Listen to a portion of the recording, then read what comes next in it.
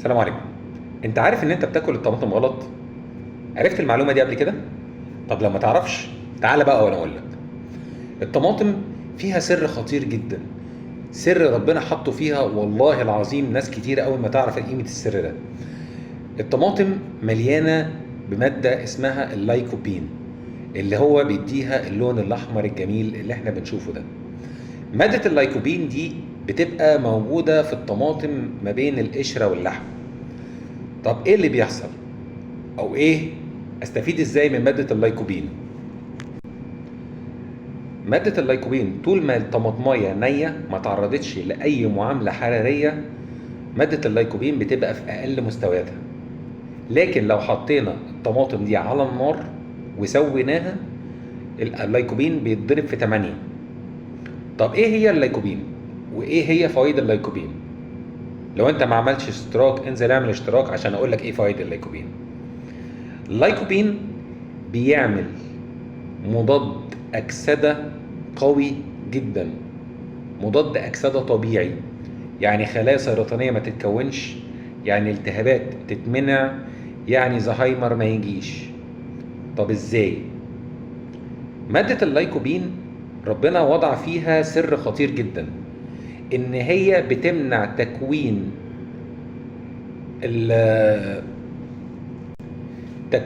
الأوعية الدموية اللي بتغذي المكان الالتهاب او السرطان لا قدر الله.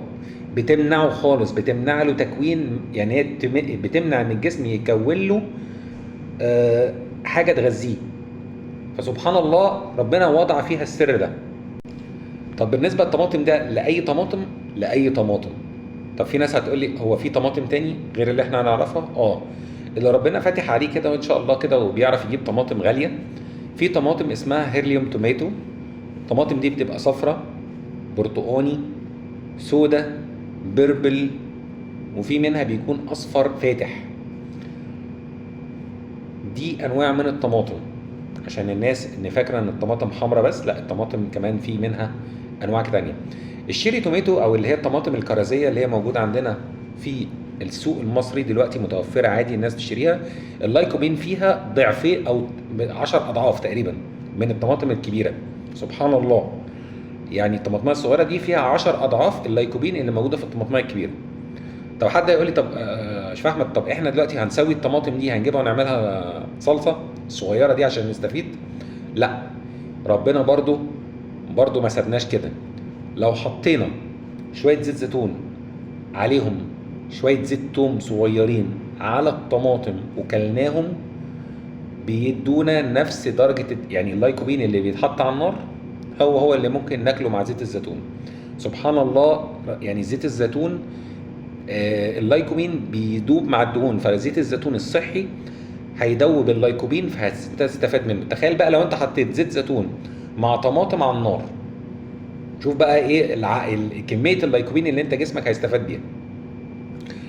اتمنى يكون ان شاء الله الفيديو عجبكم. ما تنسوش الدعاء لاهلنا في كل مكان، ان ربنا ينصرهم ويحقن دمائهم، واشوفكم على خير دايما، وسلام عليكم.